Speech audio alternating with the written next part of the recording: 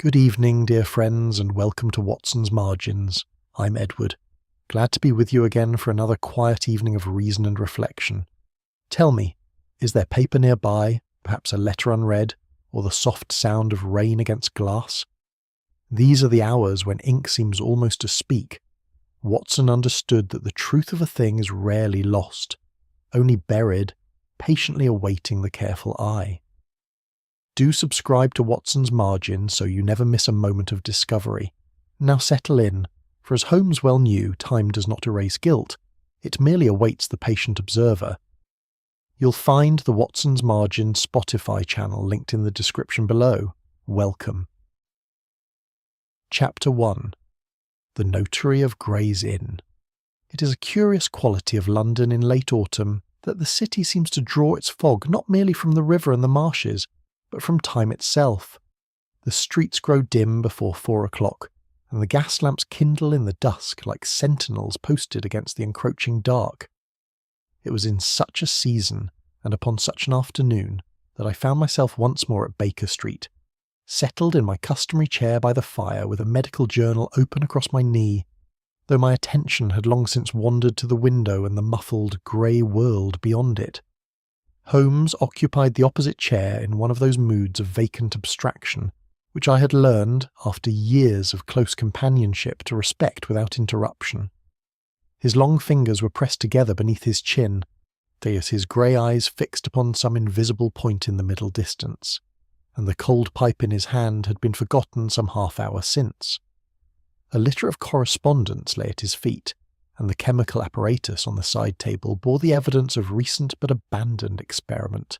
He had been thus since luncheon, and I had formed the private opinion that only the arrival of some fresh problem would restore him to the world of the living.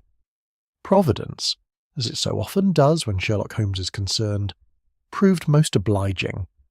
It was precisely at 20 minutes past 4 that we heard Mrs. Hudson's measured tread upon the stair, accompanied by a second set of footsteps, deliberate, unhurried, and possessed of a certain careful quality, as though the owner were accustomed to moving through rooms in which he must disturb nothing. And Holmes opened his eyes. "Our visitor," he said quietly, "is a man of between 55 and 60 years of age, of sedentary professional habit, and in some considerable private distress, which he has spent no little effort to conceal before calling upon us." I had not yet heard the knock. "You cannot possibly," I began. "The stair informs me of a great deal, Watson. A man who ascends with that particular measured caution has been trained by long habit to treat floors as things deserving of respect. The habit of a man who works among stored documents and fragile records. His weight and the slight drag of his right foot suggest his years. As for his distress, a man in easy confidence makes rather more noise. He's composing himself even now on the landing." The knock came. Mrs. Hudson admitted a gentleman who confirmed. In his appearance, everything Holmes had ventured. He was indeed of late middle age, lean and precise in his dress, with the close-trimmed grey whiskers and the careful, watchful eyes of a man whose professional life has been spent in the navigation of fine distinctions.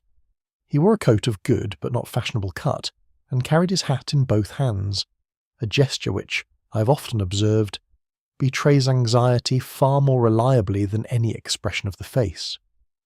"Mr. Sherlock Holmes?" he inquired, glancing between us with that uncertainty which most first visitors display.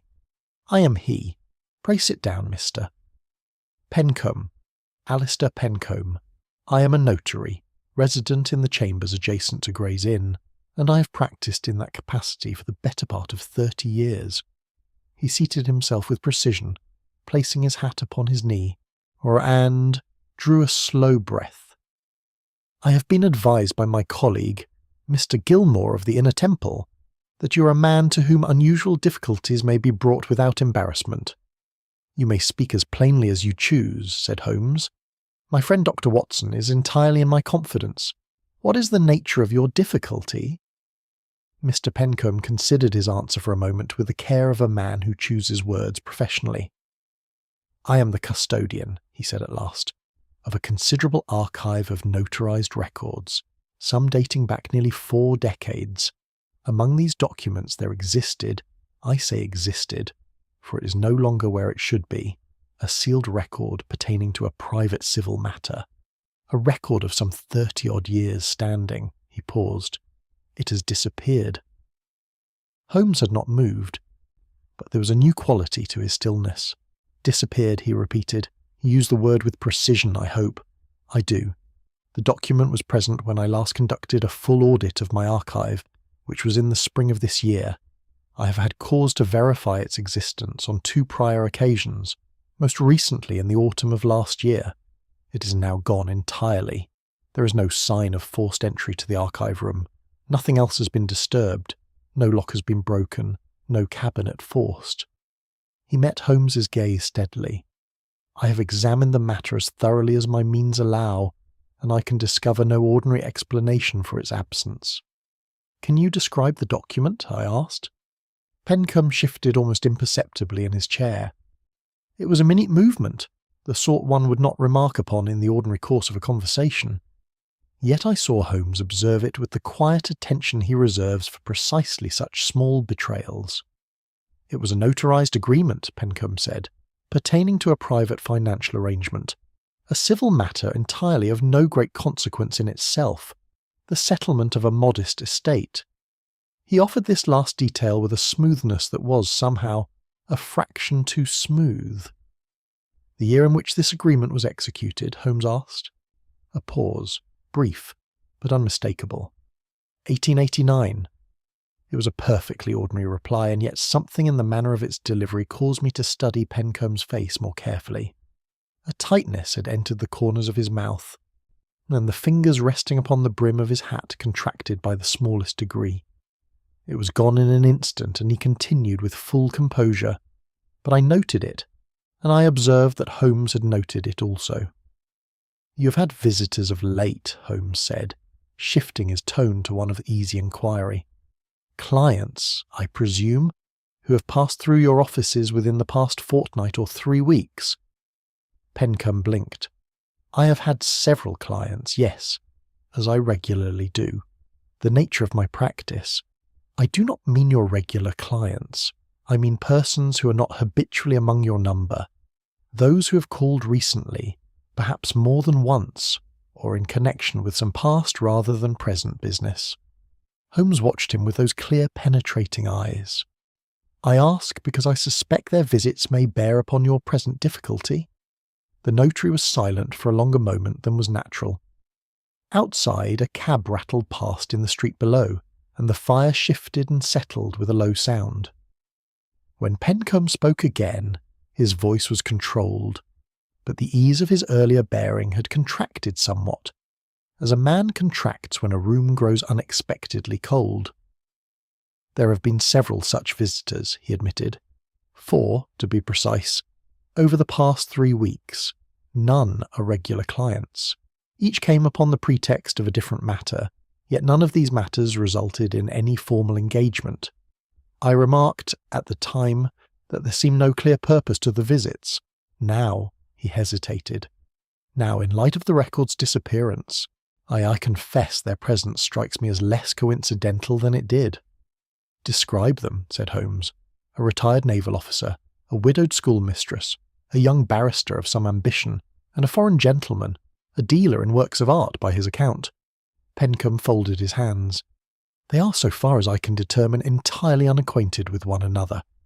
Holmes rose abruptly from his chair and moved to the window, standing with his back to us, gazing into the fog. I had seen this posture many times, and I knew it for what it was. Not abstraction, but concentration of the most intense kind.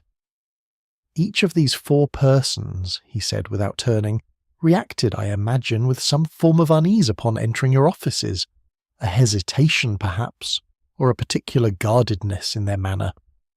Pencomb stared at him. How could you possibly? I could not, with certainty, but I can now. Holmes turned. The vacancy was gone from his eyes entirely. In its place was that vivid, purposeful light which I have come to regard as the outward sign of the engine within beginning to turn.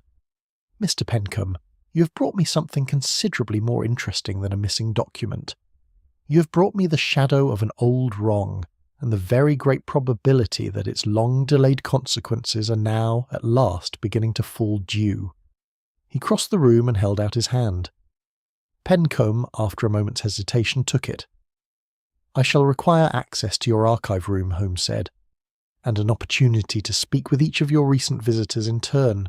You will also oblige me, if you will, by setting down in writing everything you can recall of the events of the year 1889 which may have touched upon your professional practice. Everything, Mr. Pencomb, however small, however apparently irrelevant." It was my observation, in the moment before Pencomb composed his reply, that something flickered behind those careful eyes, something that was not quite relief and not quite fear, but which partook rather unsettlingly of both. "I shall do as you ask," he said. After he'd gone, I sat for some time in silence, listening to the fire. Holmes had resumed his chair and relighted his pipe, and the fog outside had thickened to an opaque and yellowish murk, through which the lamp-post opposite was visible only as a dim and watery ghost. "What do you make of him?" I asked at last. Holmes drew upon his pipe and regarded the ceiling. "A man of intelligence and self-command," he said, "who was accustomed to the concealment of inconvenient truths. A man, furthermore, who's been living for some considerable time in the quiet apprehension that the past may one day come to call upon him." He paused. "It would appear that the past has done so. You believe the record was taken by one of the 4 visitors?" "I believe," said Holmes carefully, "that the matter is considerably more involved than a simple theft. But we shall know more, Watson, when we have seen the archive room." He turned his head to look at me, and there was, beneath the habitual gravity of his expression, a quality which I recognized as the controlled and particular species of pleasure which a new problem, and a sufficiently complex one, never failed to kindle in him. "I think," he added, "that the year 1889 is going to prove instructive." Chapter 2. A Circle Without a Centre.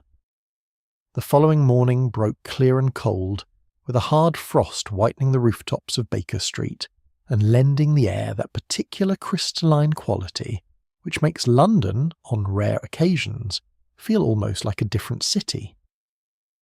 I had slept well, and arrived at Holmes's sitting room to find him already dressed and breakfasted, the previous evening's papers folded and annotated in the margin with his customary pencilled shorthand. A telegram lay open on the table beside the coffee pot. "Pencomb has been efficient," Holmes remarked, handing it to me as I sat down. "He has arranged for all 4 of our persons of interest to attend his chambers this morning, under the pretext of a routine inquiry into archive access. They are expected between 10:30 and noon. Did he manage that without arousing suspicion? A notary has any number of plausible instruments at his disposal, a letter on official stationery, a reference to outstanding administrative matters. It costs him nothing in credibility and a great deal in usefulness to us." Holmes was already reaching for his coat. "We shall present ourselves as colleagues conducting an inspection of practice records, a fiction modest enough to be sustained." Gray's Inn, when we reached it shortly before 10:30, wore the composed and slightly self-satisfied air common to legal London. The chambers occupied by Pencomb were on the first floor of a narrow building set back from the lane, their windows draped in dark serge and their door brass polished to a severity that suggested decades of conscientious attention. The man himself received us in his outer office, composed, as before, but carrying about him a thinness of sleep that had not been present the previous afternoon. He had set 4 chairs in a loose arrangement near the window of his consultation room, which adjoined the outer office by way of a half-glazed door. Holmes inspected the room briefly, moved one of the chairs 2 inches to the left, and positioned himself at the writing table, with the manner of a man who has occupied such rooms all his professional life. "I shall observe from here," he murmured to me. "You will sit to the left of the window, speak when it is natural to do so, and attend to the hands." The first to arrive was the naval officer.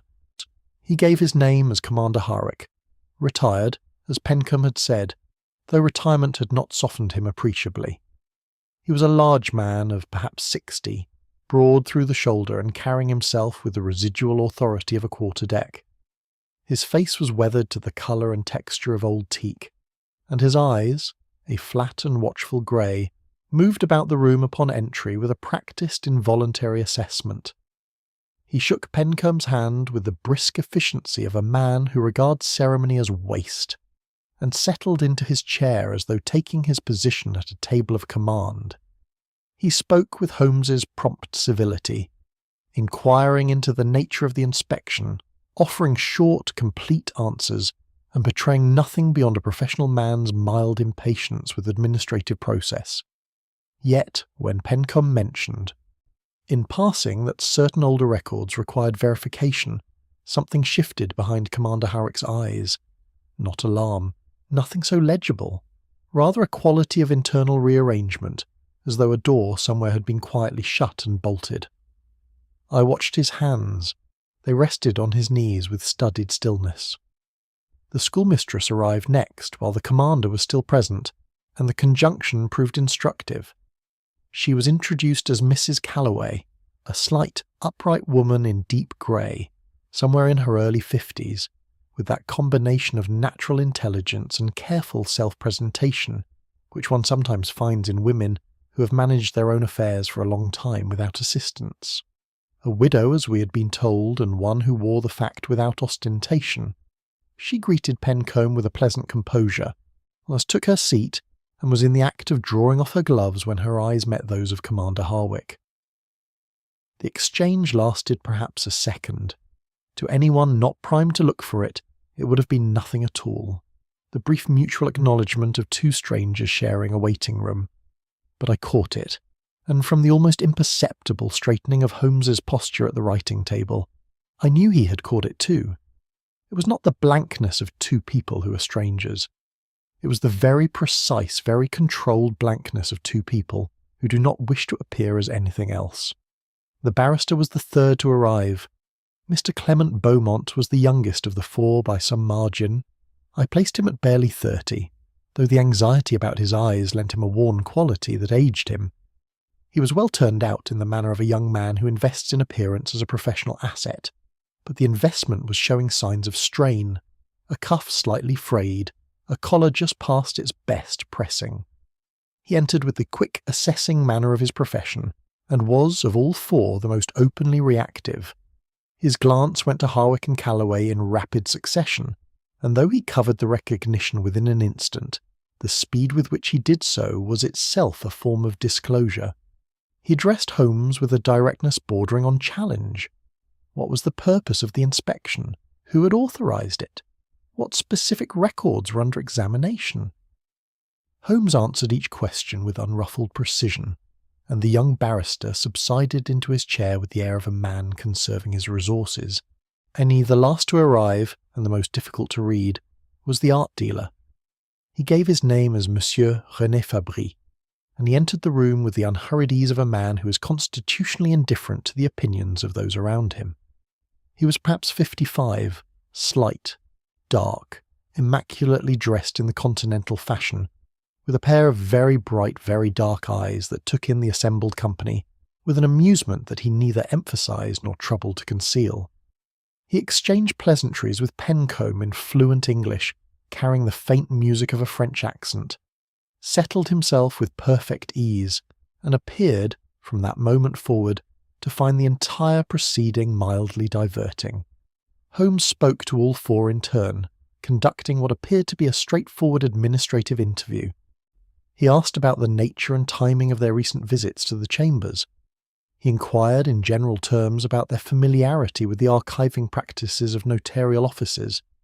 He raised no subject that was, in itself, remarkable, and yet, with each answer, I could see him gathering the small increments of information that serve him as other men are served by great quantities of evidence.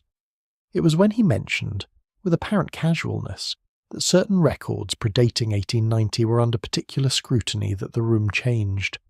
Not dramatically. There was no outburst, no visible alarm. But a quality entered the atmosphere of that consultation room which I can only describe as a collective, involuntary intake of breath. Not of the lungs, but of the attention.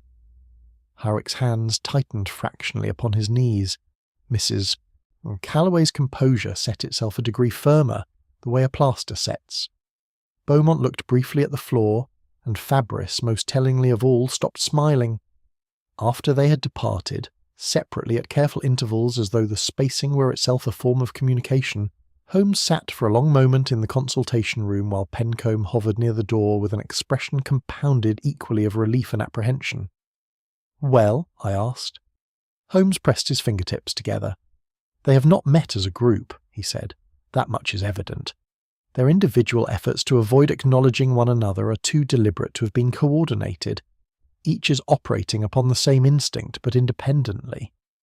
And the instinct is concealment."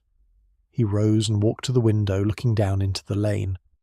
"Did you observe how each of them phrased their explanation for having visited Pencombe? Independently, and without any apparent consultation, all four employed a version of the same formulation, a reference to settling old arrangements. Not debts, not disputes, not inquiries. Arrangements. The word carries a specific quality of prior agreement." He turned. "They share a common history, Watson, one they have each arrived at this office, separately and within the same fortnight, in order to quietly assess." "Assess what, exactly?" Holmes glanced at Pencombe, who had gone quite still by the door. "The degree of exposure," Holmes said. "They came, I believe, to determine what remains, what is recorded, what might yet be produced against them." He paused. "The missing document is not simply an inconvenience. For at least one person in this case, its existence represents a very considerable danger indeed." Pencombe said nothing. His face had settled into the careful, unrevealing mask of a man who is listening with great attention to something that touches him more nearly than he wishes to show. I kept that observation to myself.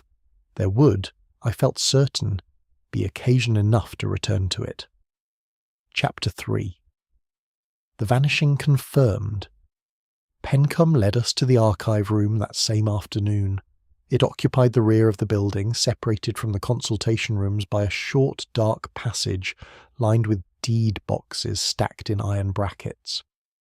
The door was of solid oak, fitted with a mortice lock of good quality, Chubb manufacture, I noted, and showed no mark of tampering either at the lock plate or along the frame. A second, inner door of iron-banded timber gave access to the archive proper, and this too was undisturbed. Holmes examined both thresholds on his hands and knees with his lens before he would permit any of us to enter, and spent some minutes inspecting the flagged floor of the passage without offering any comment beyond an occasional low sound which I have learned to interpret as neither satisfaction nor disappointment, but simply the audible correlative of close thought. The archive room itself was long and low-ceilinged, lit by a single window set high in the outer wall and supplemented by a gas bracket above the central table. Shelves ran the full length of both longer walls, floor to ceiling, bearing the accumulated record of 3 decades of notarial practice. Each shelf was labelled at the end with a handwritten card indicating the year and class of document, and the whole was maintained with a tidiness that spoke of regular and conscientious attention. There was about the room that peculiar stillness which belongs to places where papers are kept, a faint dry smell compounded of old ink, leather binding, and the particular staleness of air that has been seldom refreshed. Holmes stood in the centre of the room and turned slowly, making a complete circuit with his eyes before he touched anything. "The record in question," he said to Pencombe. "Where was it housed?" Pencombe moved to a section of shelving midway along the right-hand wall and indicated a gap, a narrow absence between 2 bound volumes that was itself the most eloquent object in the room. The surrounding documents were undisturbed. There was no disorder, no accidental displacement of neighbouring papers. Whoever had removed the record had done so with care and purpose, taking precisely what they came for and nothing more. Holmes leaned close to the gap without touching the adjacent volumes. He produced his lens. He examined the shelf-board itself, then the spines of the documents on either side, and then crouched to inspect the floor below the shelf. At length he straightened and turned to the large leather-bound ledger lying open on the central table, which Pencombe had drawn out in advance of our visit. "Show me the entry," Holmes said. Pencombe turned the ledger to a page near the middle and pointed. Holmes bent over it with the focused attention of a man reading a document of the first importance, though to my eye the page appeared to present nothing more remarkable than the usual columns of notarial record-keeping: dates, reference numbers, brief descriptions of document type, and the names of parties. Or rather, it had once presented these things. At the point Pencombe indicated, a single line had been subjected to a partial erasure. The description and the party names had been rubbed out with sufficient force to leave the paper fibrous and slightly raised. The date column, 14th March, 1889, remained intact, whether by oversight or design. The reference number beside it had been partially obscured, but Holmes studied the impression in the paper for some time before drawing back. "The erasure was not made recently," he said. "The disturbed fibres have accumulated dust consistent with the surrounding page. It was done at least several months ago, possibly considerably longer." "Then the record was compromised before it was removed," I said. "Before, or in preparation for its removal. The ledger entry was the index. Without it, a casual search of the archive would produce nothing. The physical record could then be taken at leisure, since its catalogued existence had already been quietly excised." Holmes straightened and looked at Pencombe. "Who, besides yourself, has had legitimate access to this ledger?" Pencombe folded his hands. "My clerk, Dawson, though he retired from my service 2 years ago, a locum I employed briefly last winter during an illness, and, on 2 occasions, the parties to specific instruments who attended to verify details of their own records. The locum's name, a pause, Renner, a Mr. Frederick Renner, engaged through the Law Society's register." Holmes noted it. He then turned back to the shelving and began a systematic examination of the section in question, moving outward from the gap in both directions, studying each document and replacing it with precision. I watched him work in silence, while Pencombe stood near the door with the strained patience of a man who wishes very much to ask a question, but cannot determine which question to ask. After some 20 minutes, Holmes completed his survey and returned to the central table. He had disturbed nothing, taken nothing, but there was about him now a compression of manner, a drawing in, that I recognised as the outward sign of something having been found. "There is a faint chemical trace on the shelf board immediately below the gap," he said, "and on the inside cover of the volume to the right of it.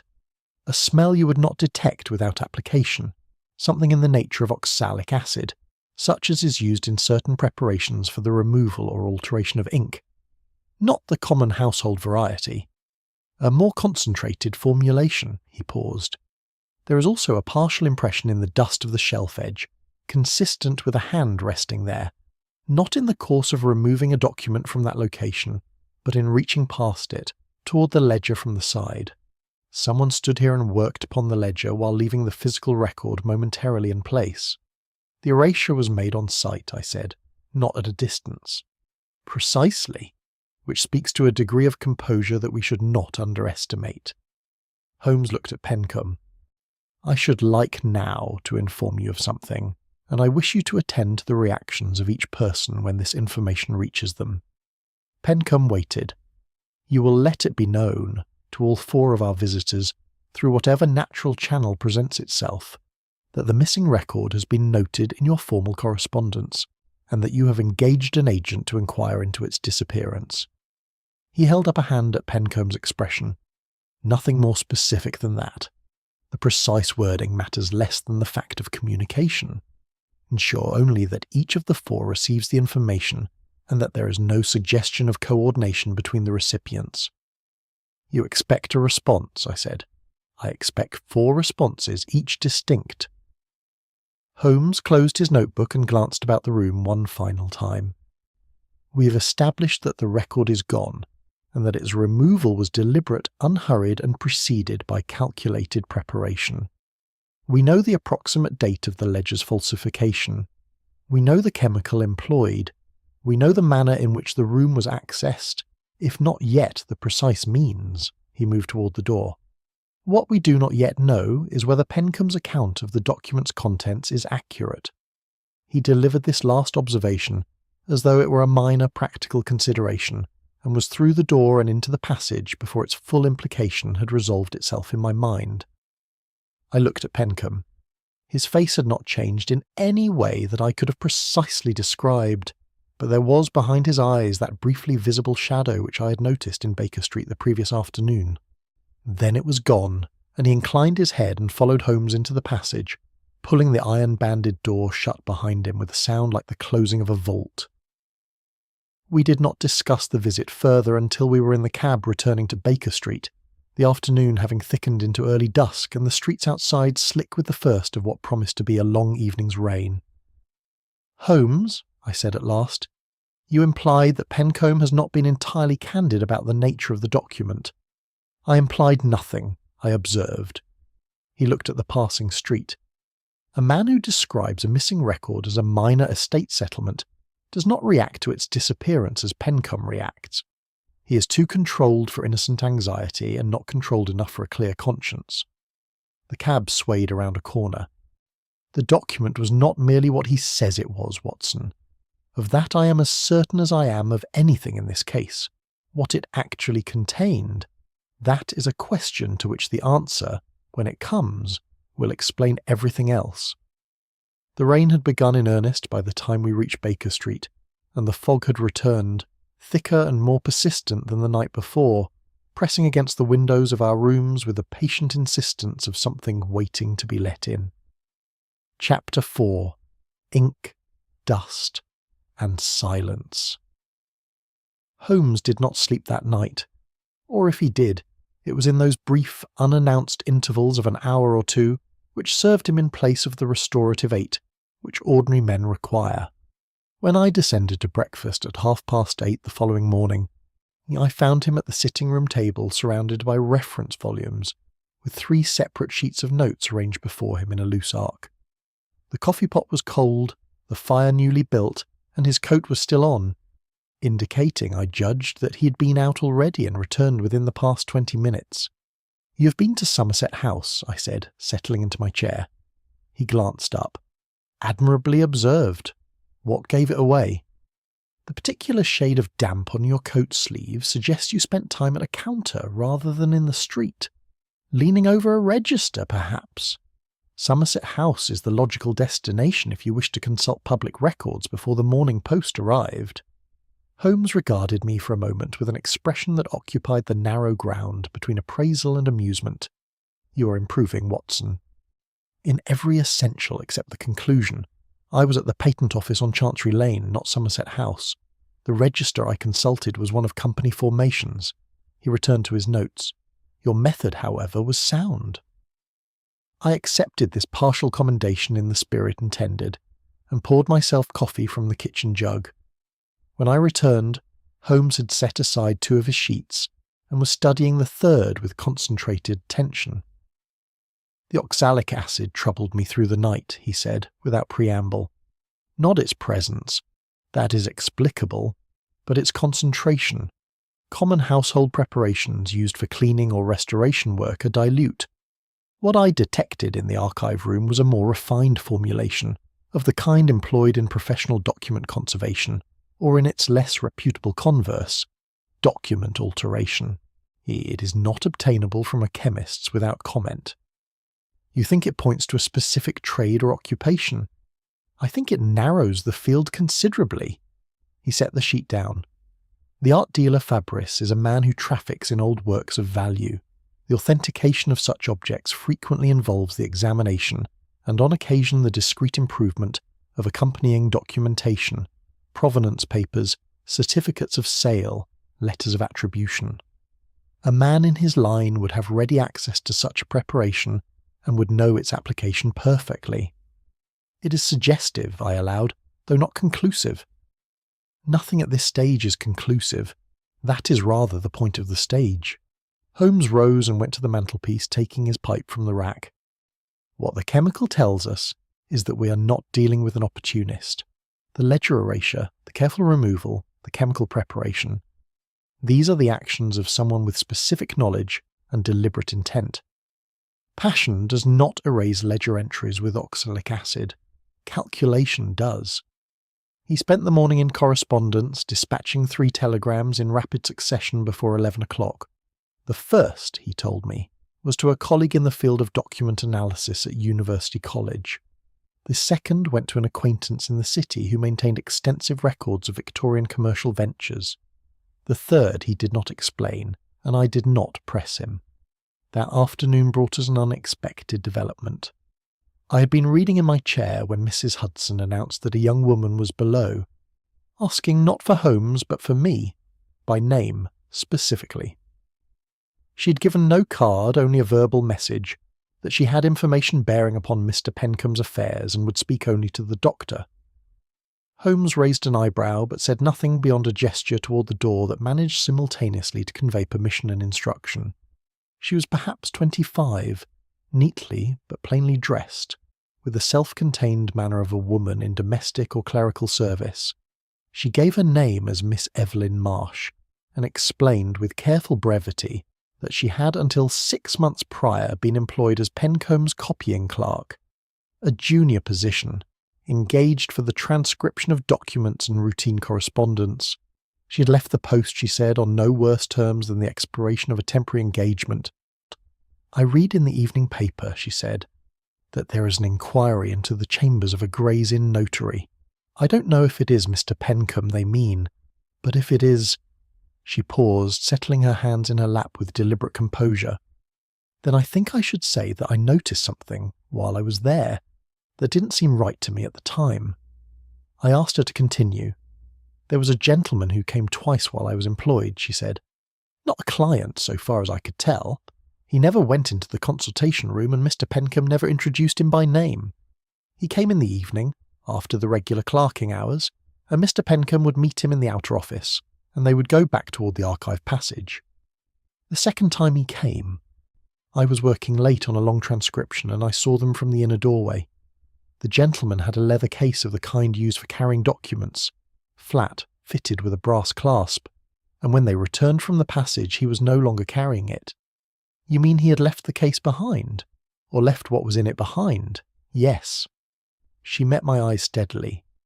I didn't think it so very remarkable at the time.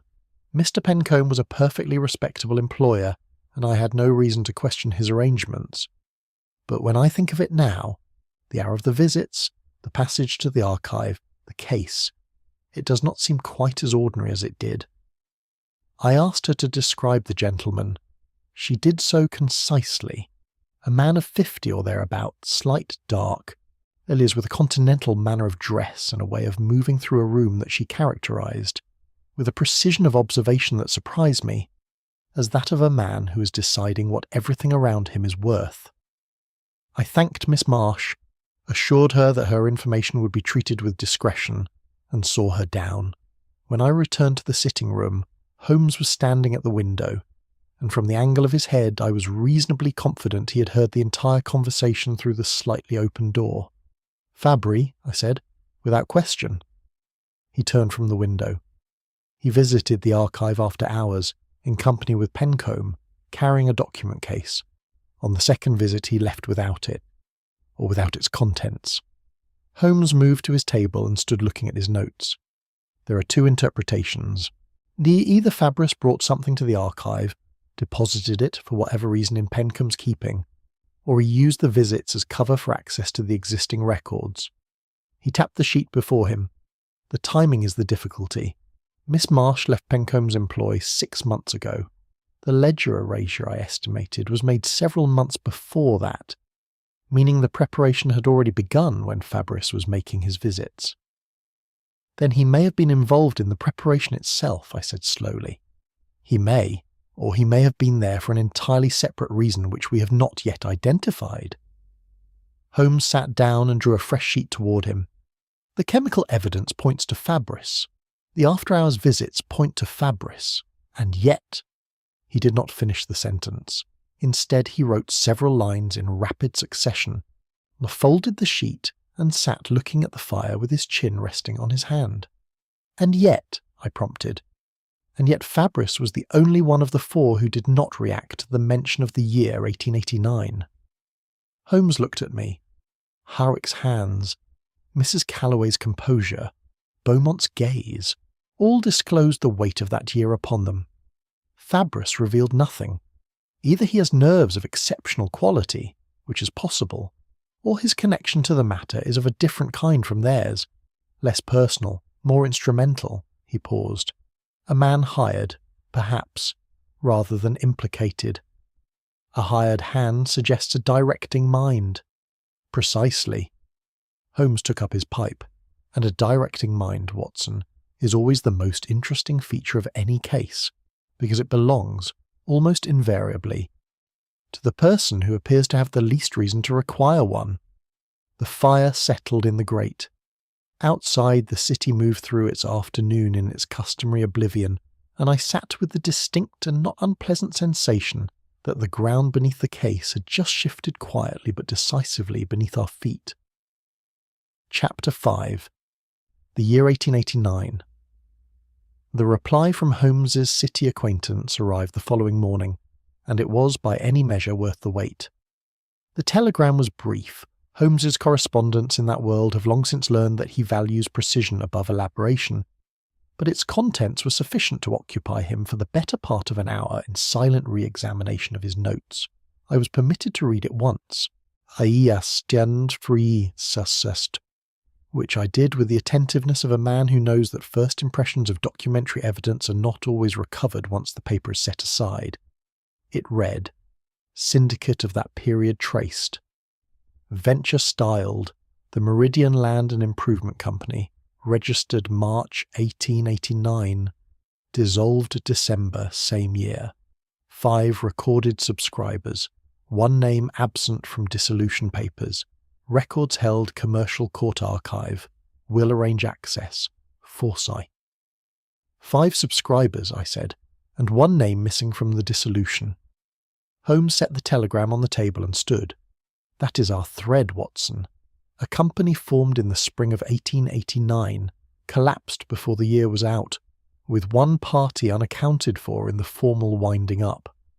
The notarized agreement Pencomb described as a minor estate settlement was, I believe, nothing of the kind.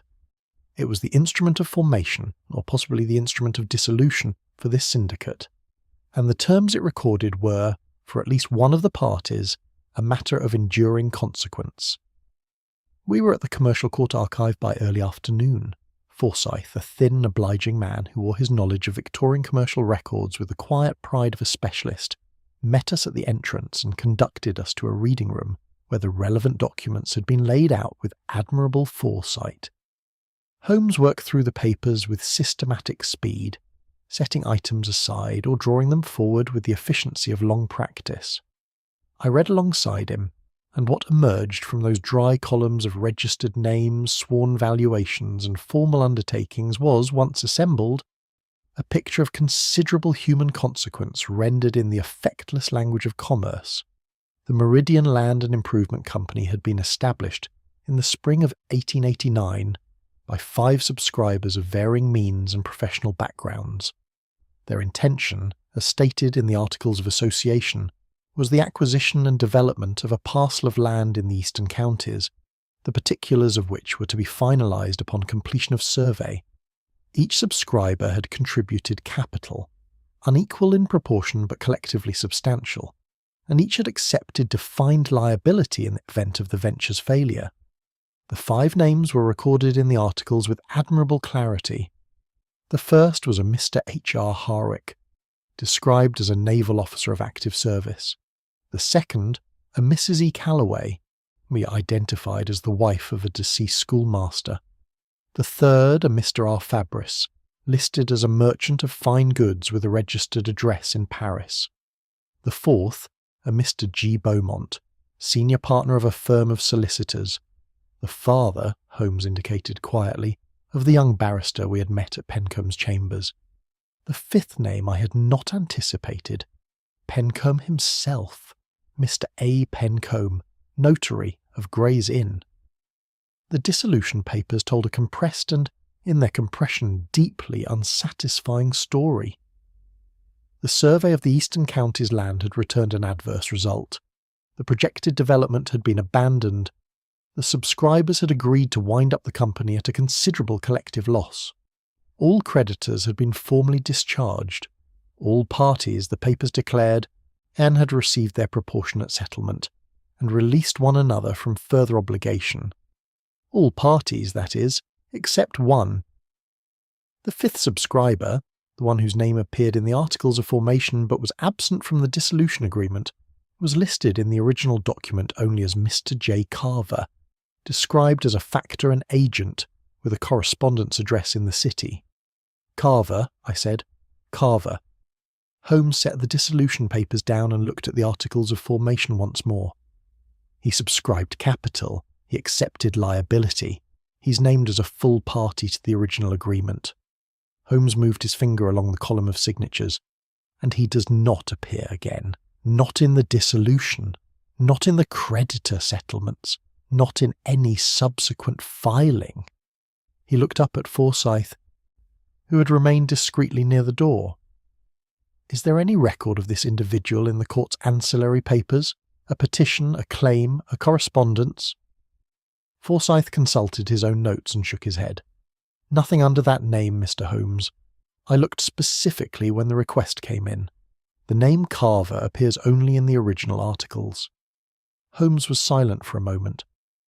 Then he turned to me and said, with a quietness that carried more weight than emphasis, "A man subscribes capital to a commercial venture, accepts formal liability, signs a notarized agreement, and then, when the venture fails and the settlement is made, simply ceases to exist as a party. He receives nothing from the dissolution. He releases nothing. He is, in every legal and practical sense, erased from the record of an enterprise to which he demonstrably contributed. He was excluded from the settlement, I said. He was excluded from everything. The question is whether he excluded himself, or whether the exclusion was arranged for him by those who remained." Holmes gathered the papers back into their file with deliberate care. A man ruined by a failed venture, perhaps, or a man deliberately scapegoated. His name detached from the record at the moment of dissolution, his capital absorbed by the remaining parties, his recourse eliminated. He straightened. If the notarized record that has vanished from Pencom's archive was the instrument by which that exclusion was formalized, then its disappearance is not a matter of administrative inconvenience. It is the concealment of evidence of a considerable wrong. We thanked Forsyth and descended to the street in the blue, wintry dusk. Holmes walked for some distance without speaking, his hands clasped behind his back and his chin inclined in that particular attitude which indicates not the absence of thought but its excess. I had learned over many years that such silences were best respected. It was I who spoke first. "Carver, do you believe he is still living?" "I think it most probable. He would be in his mid-60s, if he was a man of commercial activity in 1889. Whether he is accessible is a different question." Holmes paused at a crossing to let dray pass. "What I find more immediately suggestive is the timing of the 4 visitors to Pencom's chambers. They arrived within the same fortnight. That degree of coincidence strains credulity past its natural limits. You think word reached them simultaneously, that Carver had reappeared, or made inquiries, or that something in the present moment had caused the past to become suddenly relevant again." Holmes glanced at me sideways. "An inheritance, perhaps. A death. A change of circumstance significant enough to make a 30-year-old wrong newly actionable." He resumed walking. "We require 2 things now. The identity and present whereabouts of Mr. J. Carver and the precise nature of what Pencom's document actually recorded, not what Pencom has told us it recorded." "Do you intend to press him directly?" "Not yet. A man who has taken pains to conceal something does not surrender it to a direct question. He surrenders it to consequence." Holmes turned up his collar against the cold. "We will let Pencom's message to our 4 visitors do its work first. When a man believes a copy of the document has surfaced, his next action will tell us more than any interview. I thought, as we walked, of a man named Carver, a factor and agent, dissolved from the record of his own enterprise, his capital absorbed, his name removed from the papers of dissolution as thoroughly as ink removed from a ledger page with a prepared acid. Whether he had accepted that erasure or merely been subjected to it, I could not say. But the fact that 4 separate individuals had independently felt the need, after 3 decades, to visit the archive where the evidence of it was stored suggested that the memory of what had been done to him had never quite faded. Not for them, and perhaps not for him either. Holmes said nothing more until we reached Baker Street, and then only to instruct Mrs. Hudson that he would not require supper, as he intended to devote the evening to correspondence. I ate alone and read my journal, and the case turned slowly in my mind like a mechanism whose components I could identify individually, but whose combined motion I could not yet follow to its conclusion. Chapter 6. Shadows of Complicity.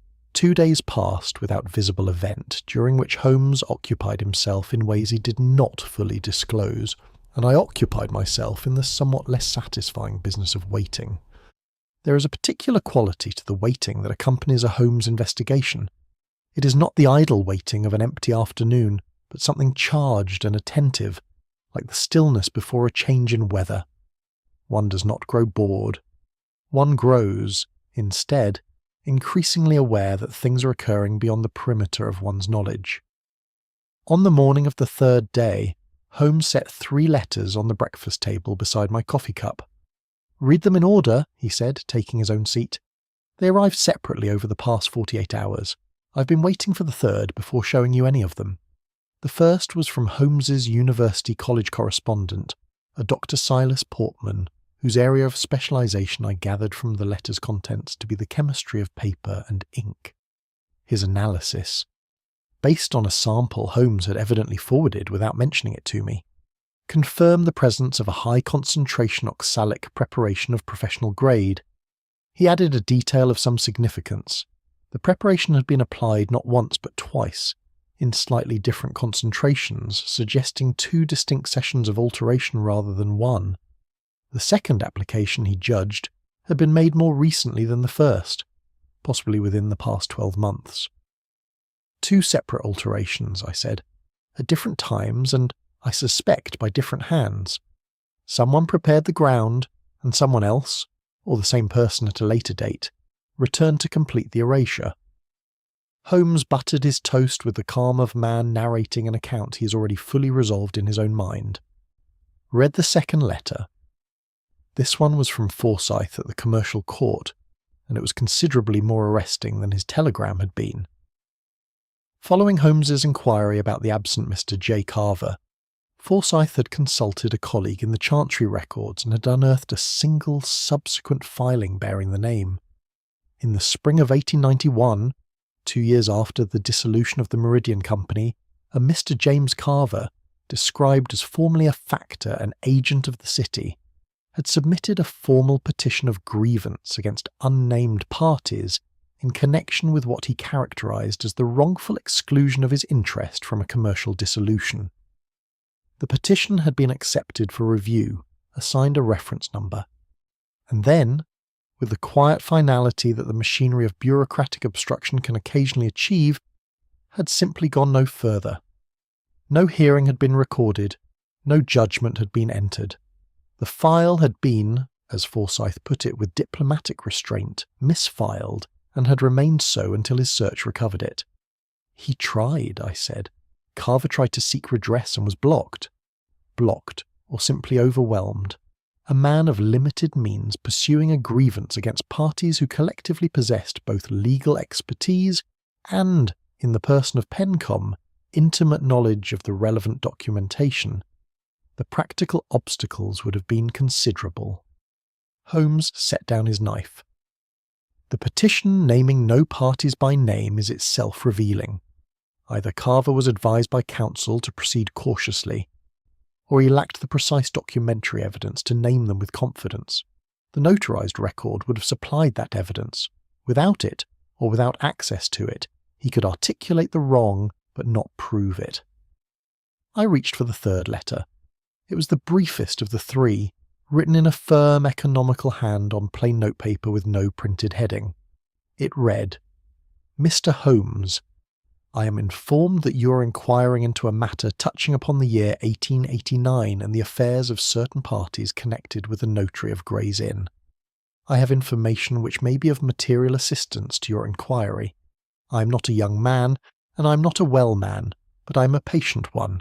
I will see you at your convenience. J. Carver, 14, Aldersgate Buildings, E.C."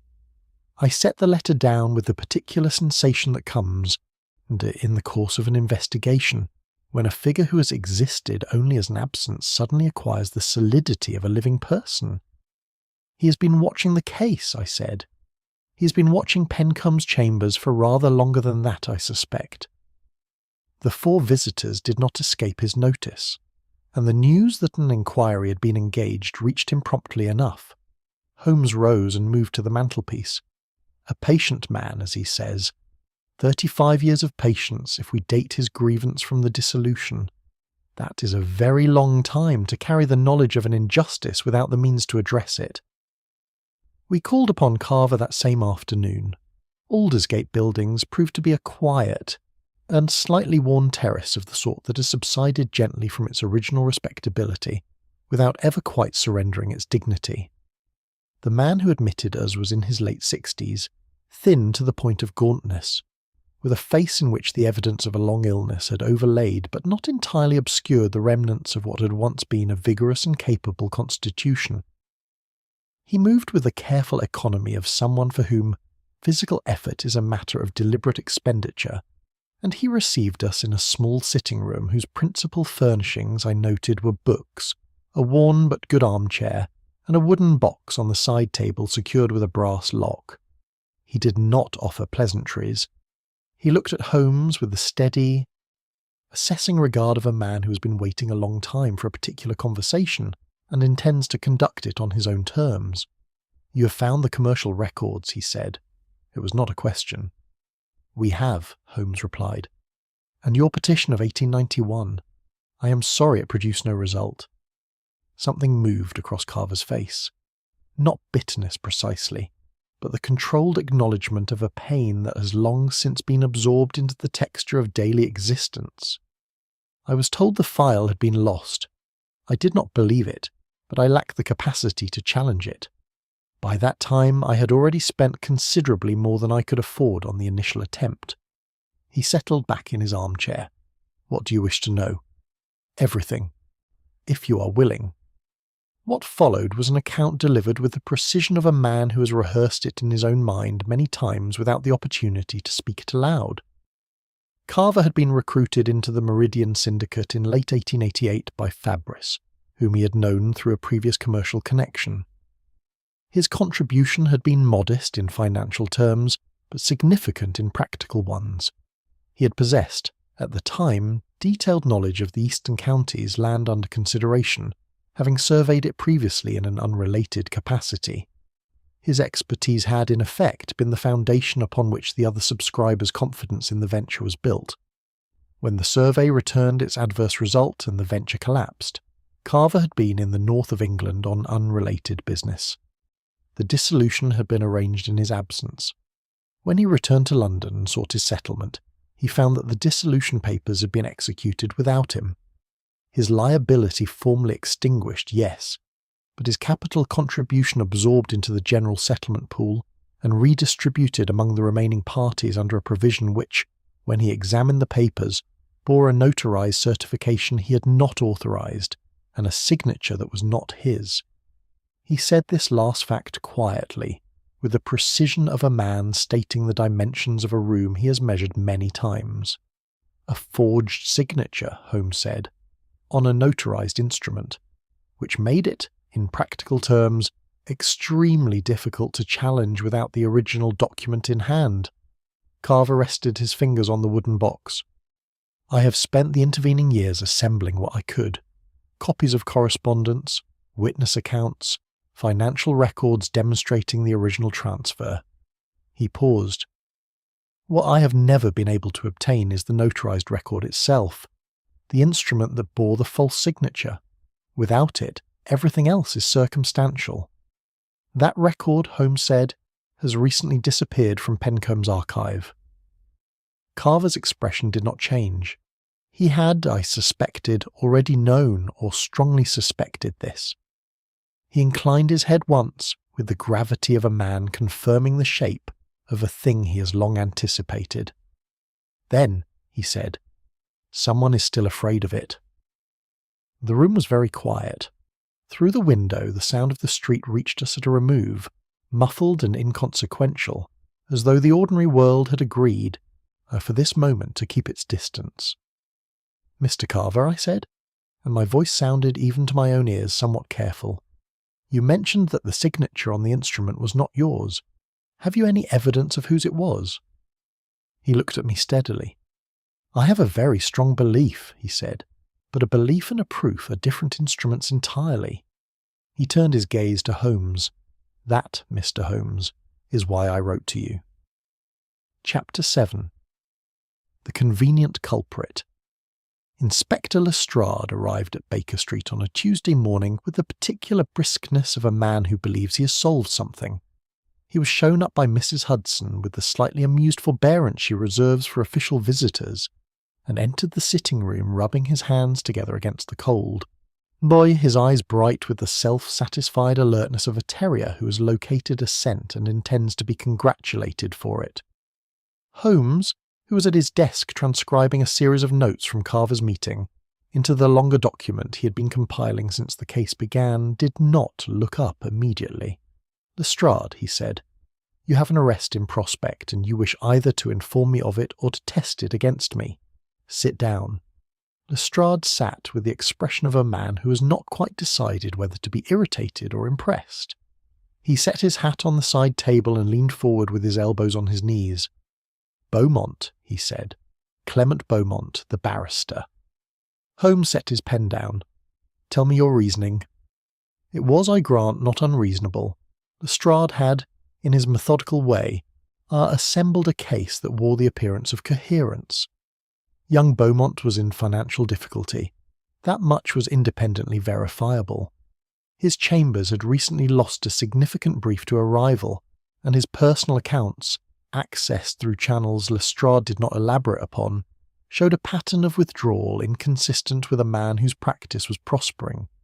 He had visited Pencombe's chambers twice within the past fortnight, on the second occasion requesting access to the outer archive room on the pretext of verifying a document reference. Pencombe had admitted him, briefly and under supervision, or so Pencombe had claimed. Furthermore, Lestrade had established that Beaumont's father, the senior partner named in the original Meridian articles, had died 3 years prior, leaving his son a heavily encumbered estate and, it appeared, the knowledge of his family's participation in the syndicate's dissolution. The son had, Lestrade argued, inherited both the debt and the secret.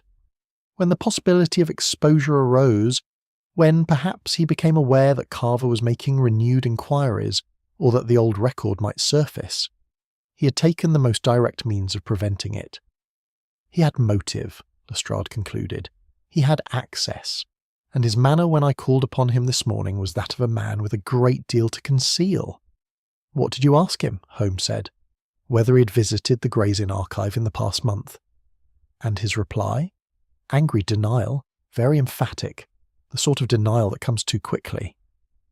Lestrade sat back with the air of a man presenting a completed theorem. Holmes looked at the ceiling. I knew that look. It was not the look of a man searching for a thought, but of a man exercising patience in the service of good manners. He brought his gaze back to Lestrade with an expression of careful courtesy. "Your case is not without construction," he said, "but consider certain difficulties before you proceed to an arrest." He took up his pen and turned it in his fingers. "You say Beaumont's denial was too emphatic. A man falsely accused of something he did not do, called upon without warning, and questioned about an act of which he is innocent, will very often deny with precisely that emphasis. Indignation is not guilt." Lestrade made a sound suggesting he was not unacquainted with this objection. Consider also, Holmes continued, the question of technical capacity. The removal of the record was preceded by a careful alteration of the archive ledger, executed with a professional-grade chemical preparation, of which a young barrister in financial distress is unlikely to possess either the knowledge or the supply. The alteration was made by chemical analysis in 2 separate sessions, the first several months before Beaumont's father's death, which rather complicates the theory that young Beaumont is the originating mind.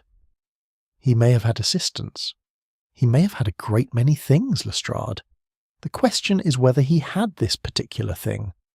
Holmes rose and went to the window, looking out into the grey street. What is the character of Beaumont's agitation when the subject of his father is raised? Lestrade paused at that. I didn't raise his father specifically. No. That is rather my point. Holmes turned.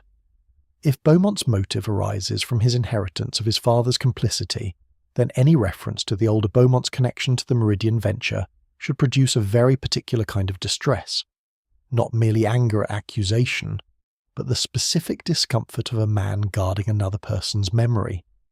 Have you observed that quality in him? There was a silence of the kind which indicates that an inconvenient question has been asked and is being given more consideration than the questioner anticipated. He seemed more angry than ashamed, Lestrade admitted, with the slight reluctance of a man conceding a point that cost him something. Precisely. The anger of a man who believes he is being wrongly suspected, not the shame of a man who knows he is rightly so. Holmes returned to his desk. I'm not telling you that Beaumont is innocent, Lestrade. I'm telling you that the evidence you have described supports a theory of convenience rather than a theory of proof. The circumstantial elements you have assembled could apply equally well to 2 other individuals in this case. And there is a third possibility you have not yet considered at all. I noted that Holmes did not specify what the third possibility was. Lestrade noticed this too. You're holding something back, he said, with neither resentment nor particular surprise. His association with Holmes had been long enough to accustom him to this rhythm. I am holding several things back, because they are not yet sufficiently established to share responsibly. What I ask of you, Lestrade, is a delay of 48 hours before you move on Beaumont. If my present line of inquiry confirms what I suspect, you will have a considerably more complete case to bring, one that will not be dismantled by a competent defence. Lestrade considered this with the pragmatic calculation of a man who has been right and wrong in roughly equal proportion over a long career, and has learned to distinguish between the two. 48 hours, he said. After that I shall act on what I have. When he had gone, I poured 2 cups of coffee from the pot Mrs. Hudson had brought during the interview and set one at Holmes's elbow. He had already returned to his notes with renewed concentration, making additions in the rapid, compressed script he uses when ideas are arriving faster than ordinary writing can accommodate. Do you truly believe Beaumont innocent? I asked. I believe Beaumont is not the principal agent of the document's removal. Holmes did not look up. Whether his hands are entirely clean in other respects, I cannot yet say. He visited the archive. He had motive of a familial kind.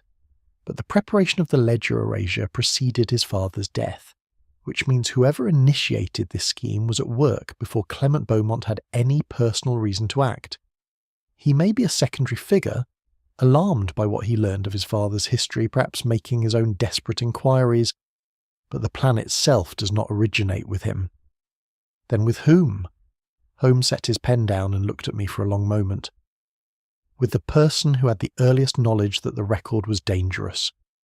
The person who initiated the first session of the ledger alteration, the one made several months before the second, and well before Beaumont Sr.'s death made the family connection urgent. He picked up his pen again. That first alteration was not made in response to a threat from outside.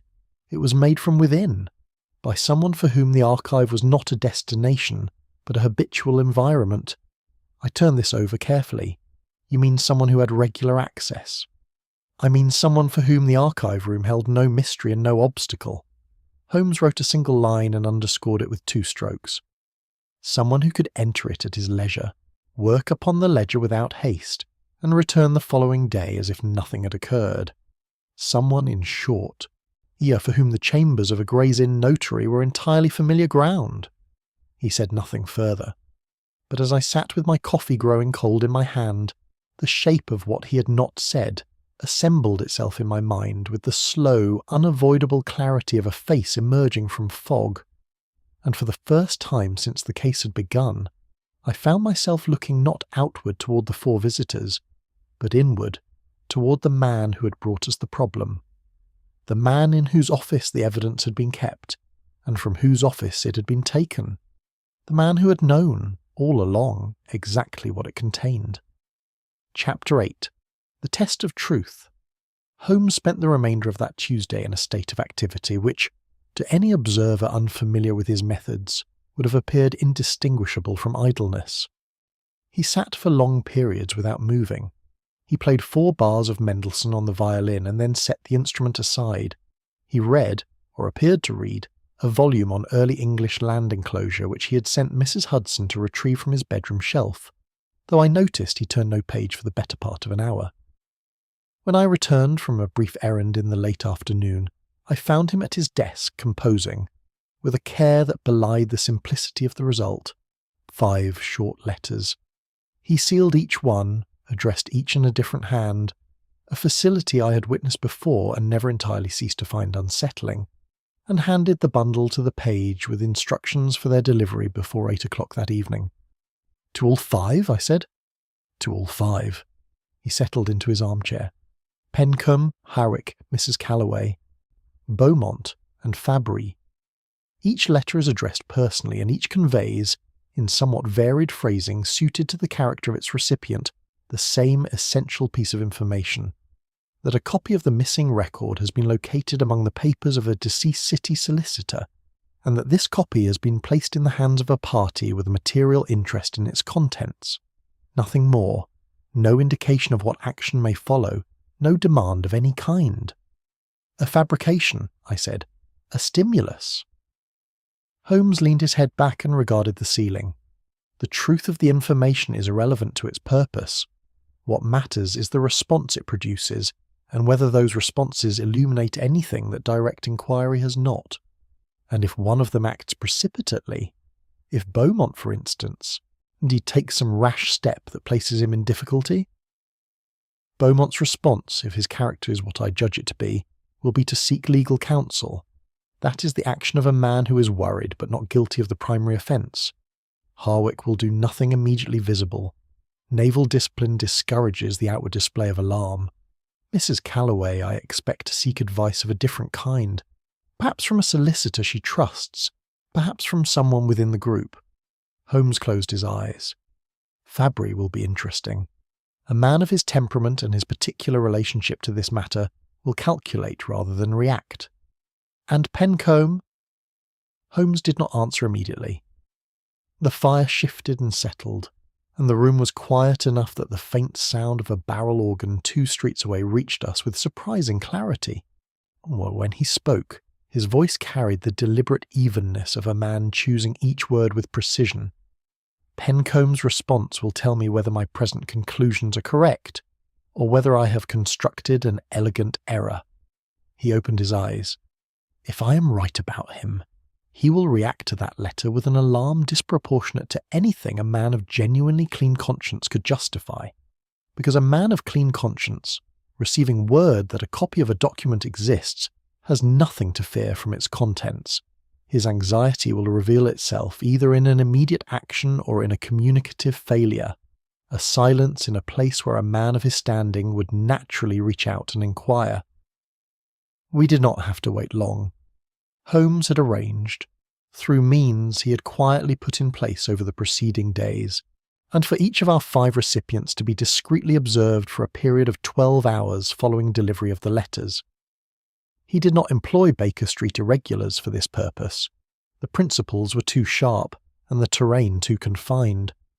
Instead, he called upon 2 individuals whose names he did not share with me, and whose credentials I could only infer from the efficiency of the reports that began arriving the following morning.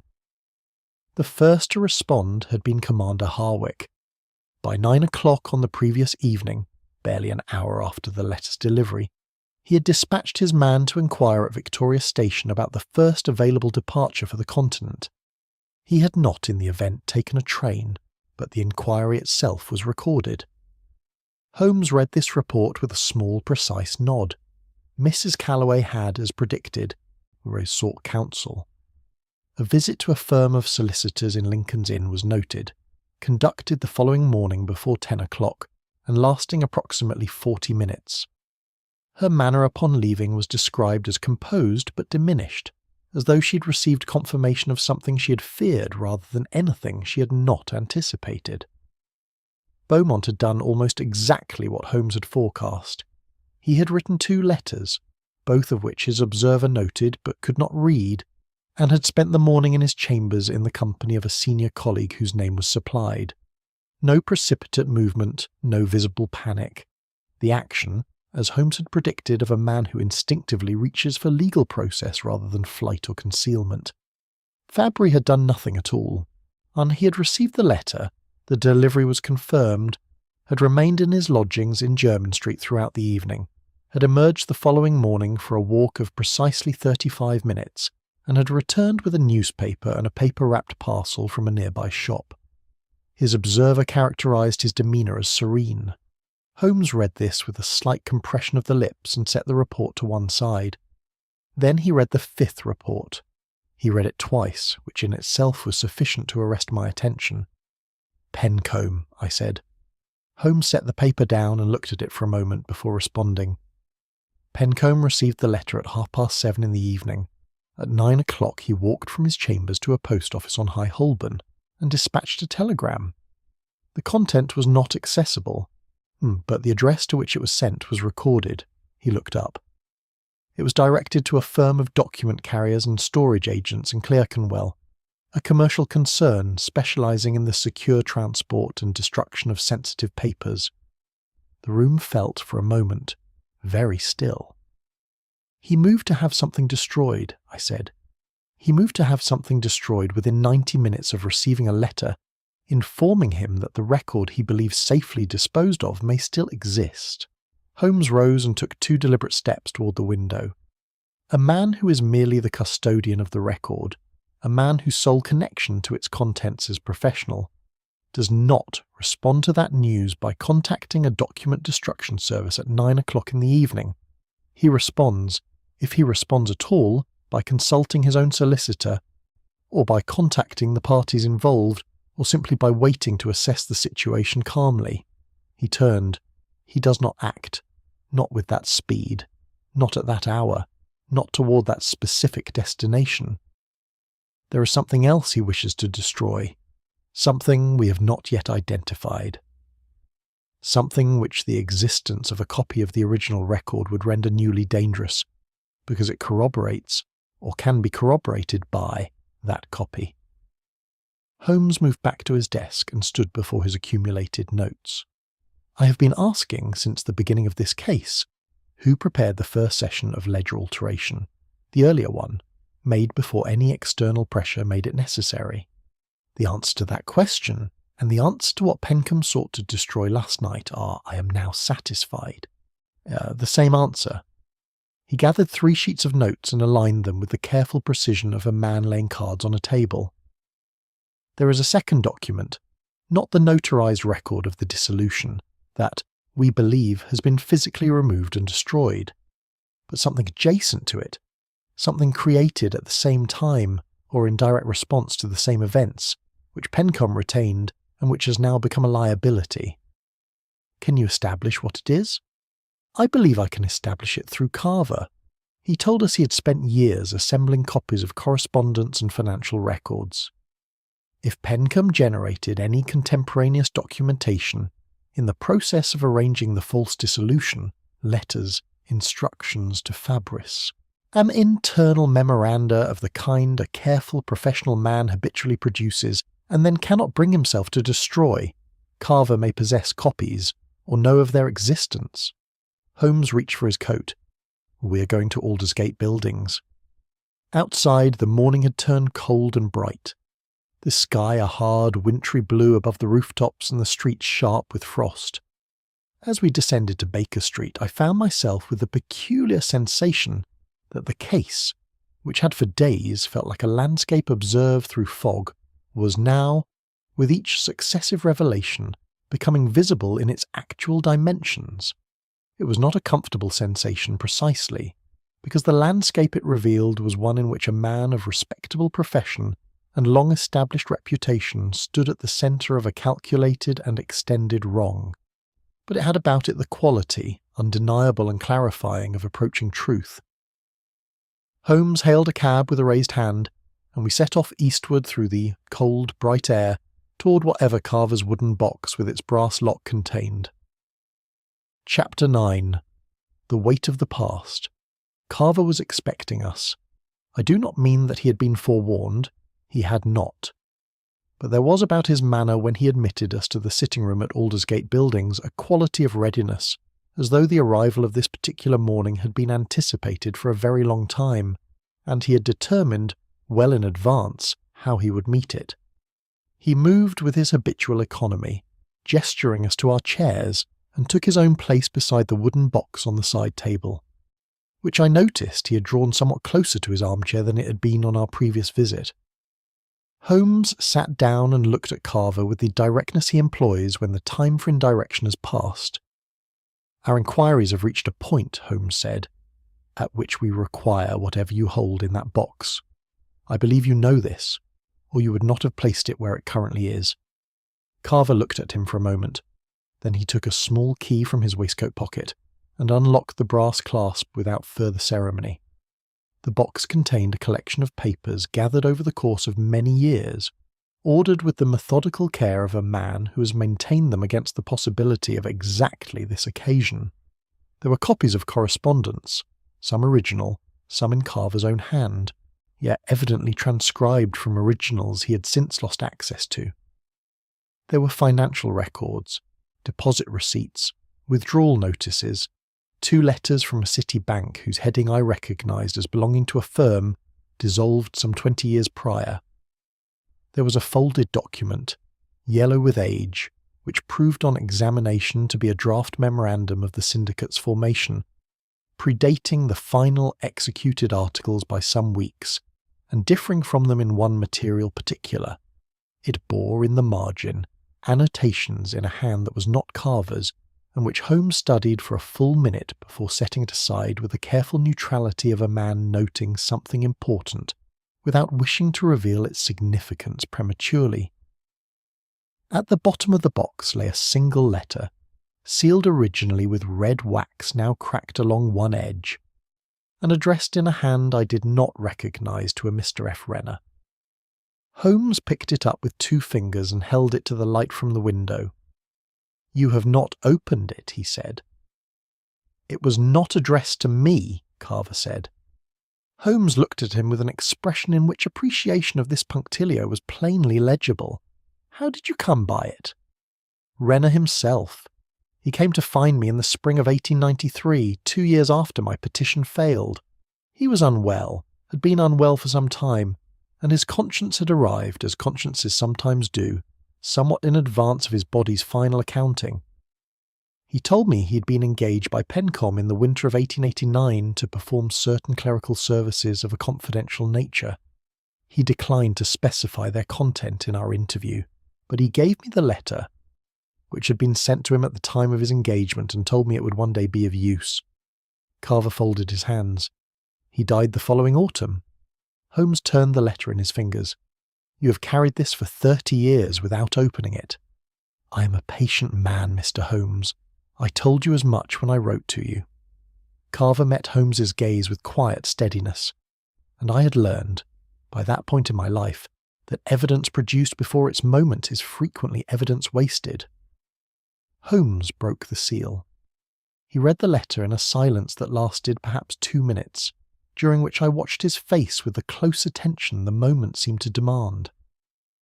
Nothing dramatic passed across his features, no sudden animation, no visible satisfaction, only that gradual, settling quality of expression, like a keystone finding its place in an arch, which tells one that something finally fits. He passed the letter to me. It was dated the 14th of November, 1889, 8 months after the formation of the Meridian Syndicate, and 4 weeks before the dissolution papers were executed. It was addressed to Renner and signed with the initial P. The handwriting was precise and controlled, consistent with a man of professional habit. Its contents were brief and, in their brevity, thoroughly unambiguous. Pencomb wrote, "I shall give the substance rather than reproduce the letter entire," that the matter they had discussed was to proceed as arranged. Renner was to make the necessary alterations to the instrument before execution and to certify them under the secondary seal, which Pencomb would provide. Carver's signature on the instrument of consent was to be rendered as agreed.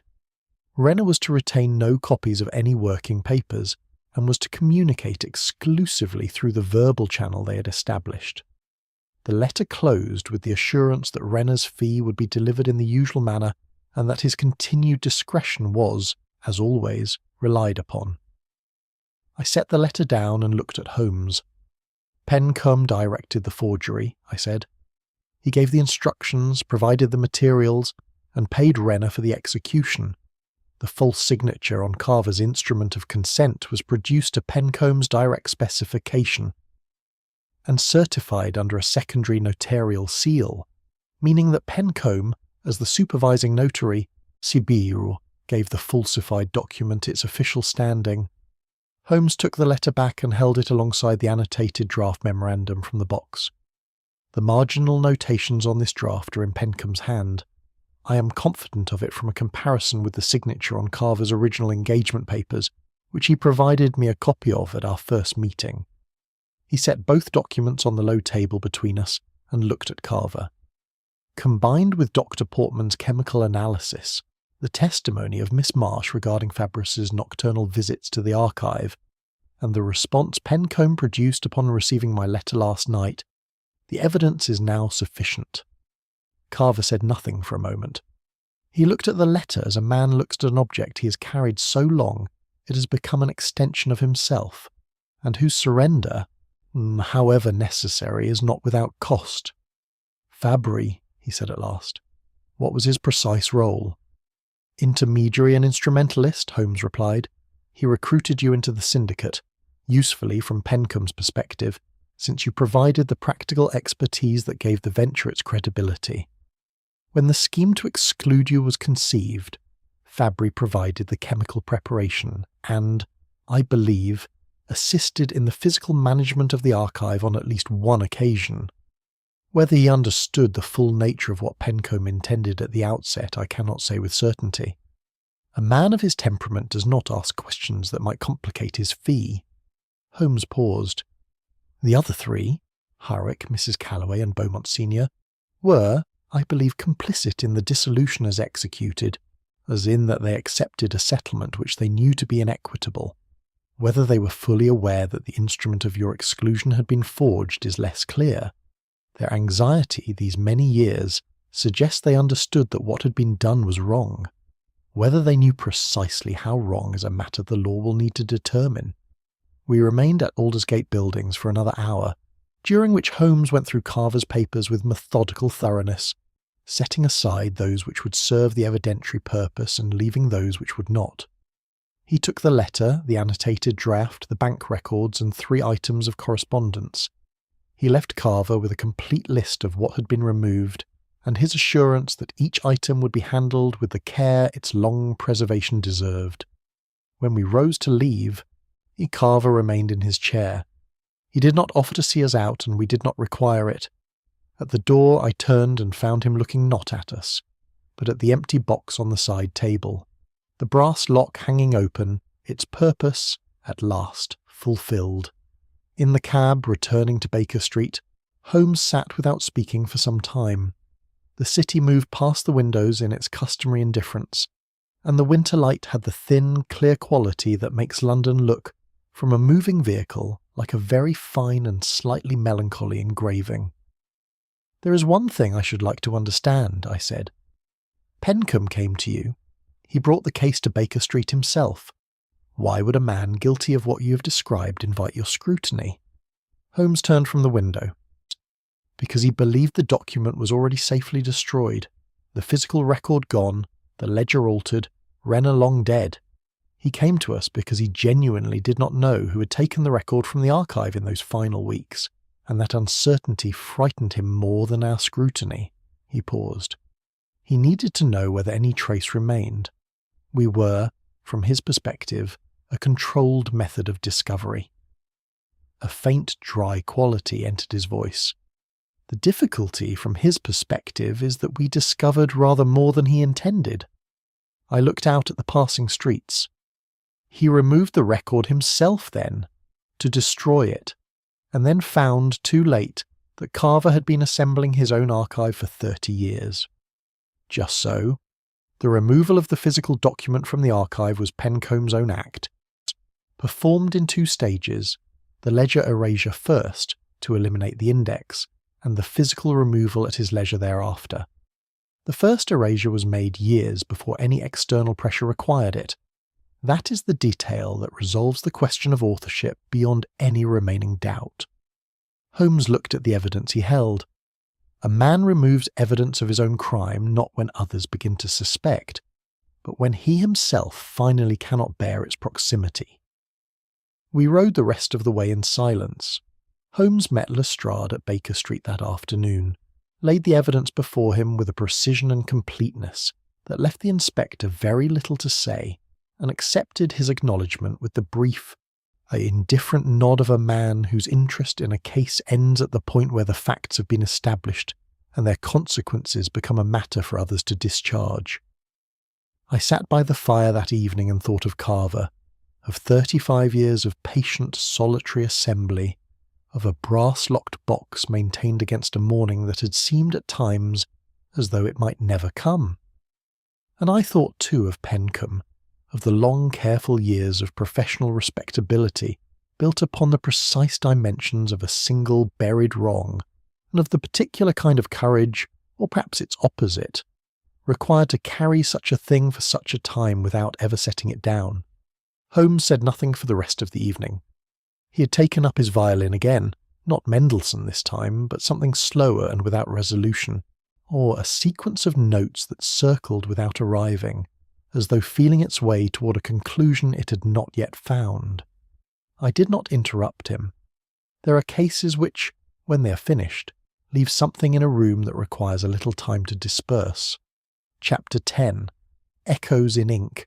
The formal proceedings that followed were, in their legal texture, largely beyond my competence to narrate with precision, and Holmes, who regards the courtroom as an institution of necessary but imperfect utility, took no particular interest in their details once the evidence had passed from his hands into Lestrade's.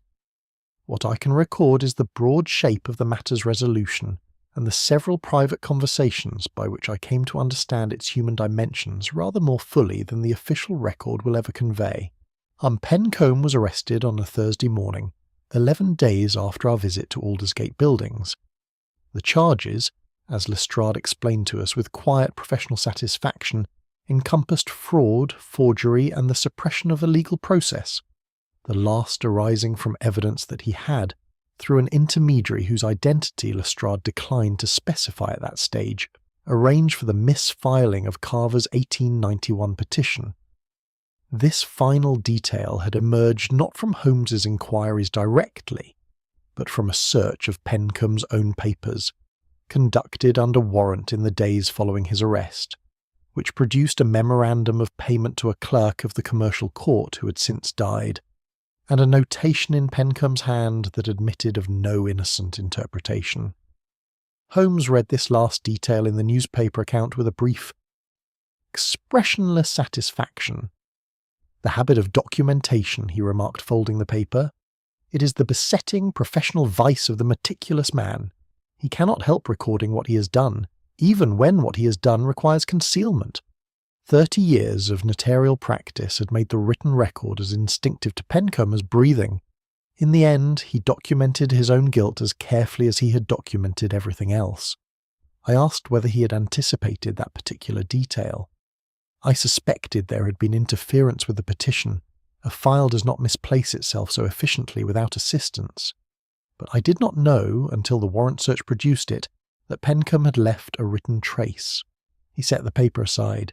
"It is a curious thing, Watson. The same qualities that made him capable of executing a long and careful fraud, his precision, his patience, his professional thoroughness, were precisely the qualities that ensured he could not ultimately conceal it. Of the 4 remaining parties, their several fates unfolded with the unhurried complexity that attends the dissolution of a conspiracy whose members have spent decades avoiding one another's acknowledgement." Commander Harrick, when called before the relevant legal authorities, offered the most complete account of the group's conduct, and did so with the blunt, unembroidered directness of a man who has decided at last that the discipline of honesty is preferable to the discipline of concealment. He had known, he admitted, that the dissolution settlement was inequitable. He had understood that Carver's exclusion was not accidental. He had not known, or had not permitted himself to know, that the instrument of exclusion bore a forged signature. The distinction was a narrow one, and I will not pretend it entirely satisfied me, but it was a distinction the law elected to observe, and Harrick was not charged. Mrs. Calloway's account, provided through her solicitor, corroborated Harrick's in its essential points. She had been, she said, the most junior party to the original venture in terms of capital and influence, and had accepted the dissolution terms presented to her without inquiring too closely into their fairness. There was, in the written record of her statement, a quality of genuine contrition that I found, perhaps more charitably than the facts strictly warranted, more persuasive than the rote expressions of remorse that legal process sometimes extracts. She had been living with the knowledge of what she had permitted for a very long time. That too is a form of consequence, if an insufficient one. Young Beaumont, to his considerable credit, retained a solicitor not to manage his own position, but to pursue, on Carver's behalf, the restitution of the original capital contribution and its accumulated interest. It was, Holmes noted when I told him of it, precisely the action one might expect from a man who has inherited a family debt rather than a personal guilt, and who discharges it accordingly. So, whether the Beaumont family's deeper involvement would ever be fully examined by a court of law was a question that the passage of time had rendered largely academic. Beaumont Senior was beyond the reach of any legal instrument, but the gesture of the son was, within its limits, a decent one. Fabry presented the most equivocal figure in the final accounting. He cooperated with the authorities to a degree precisely calibrated, I suspected, to the minimum required to protect his own position, and departed England for the continent within a fortnight of Pencombe's arrest.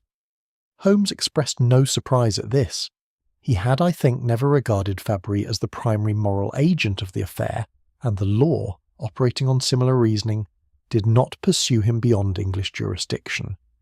Pencombe himself, through the entire process, he conducted himself with a composure that I found more disquieting than any display of agitation would have been. He retained a solicitor of considerable reputation, made no public statement, and declined to offer the formal confession which would have simplified the proceedings for everyone involved. The evidence assembled against him was, however, of sufficient weight and coherence that its absence made no material difference to the outcome. He was convicted on the principal charges in the spring of the following year, and received a sentence whose severity reflected the court's particular displeasure at the exploitation of professional trust. I visited Carver once more, in the weeks following the conviction, on an afternoon in early spring when the light had begun to carry some warmth, and the trees in the square below his window were showing the first tentative suggestion of new leaf. He was no better in health, and no worse in spirit, which was the condition he had sustained with such remarkable consistency throughout my acquaintance with him. The wooden box was gone from the side table. In its place was a small vase of early flowers, which gave the room a quality it had not previously possessed. We spoke for perhaps an hour, and in the course of our conversation he said something which I have since found myself returning to, with the frequency that attaches to observations one recognizes, at the moment of hearing, as durable. The difficulty, Carver said, was never the injustice itself. Injustices are common enough, and a man can sustain himself against them if he knows what they are. The difficulty was the erasure. the systematic removal of the record of what had been done. To be wronged is one thing, to be wronged and then rendered invisible as a party to the wrong. To have your name excised from the document, your signature forged in consent, your petition misfiled into silence. That is a different order of injury entirely. It attacks not merely your interests but your existence as a person of consequence in the world. I reported this to Holmes that evening. He listened without interrupting, which is itself a form of response from him. He has described, Holmes said at last, the particular crime that office and professional standing most easily enable and most rarely suffer for. The manipulation of record, of what is written, what is filed, what is certified, and what is allowed to persist, is the exercise of a power most people never think to question. He stood and moved to the window, looking out at Baker Street in the early spring dusk. Pencomb understood that. He understood it with the intimacy of a professional who lives among documents and has come to appreciate their extraordinary durability. He trusted that what he erased would stay erased. Holmes was silent for a moment. He underestimated the patience of the man he had erased. I sat for a time after Holmes had returned to his desk, thinking about Carver's box and its 30 years of careful accumulation, the copies of letters, the bank receipts, the draft memorandum with its marginal annotations, and the sealed letter carried unopened out of fidelity to an address on its cover. The whole of it maintained against a morning that must at times have seemed as remote as a thing imagined rather than anticipated. There is, I've come to believe, a form of integrity in the preservation of evidence, in the patient refusal to allow the record of a wrong to be wholly extinguished, even when the forces arranged against its survival are formidable, and the personal cost of its maintenance is considerable. It is not dramatic. It does not announce itself. It sits in a locked box on a side table in a worn room in Aldersgate Buildings and waits. Holmes, when I ventured something of this sentiment aloud, received it with the characteristic detachment he brings to observations of human nature that do not admit of immediate practical application. "The archive does not lie, Watson," he said, not looking up from his work. "That is its fundamental quality and its fundamental vulnerability both. Everything deposited in it tells the truth of the moment of its making. The only question, in any given case, is whether one has the patience and the method to read it correctly." He dipped his pen. "Fortunately, patience and method are among the few resources of which I am not generally found to be short." Outside, Baker Street settled into its familiar evening sounds. The clop of hooves, the distant whistle of a newsboy, the measured footfall of respectable London going about its respectable business above the depth of its buried and imperfectly remembered past. I took up my journal and wrote,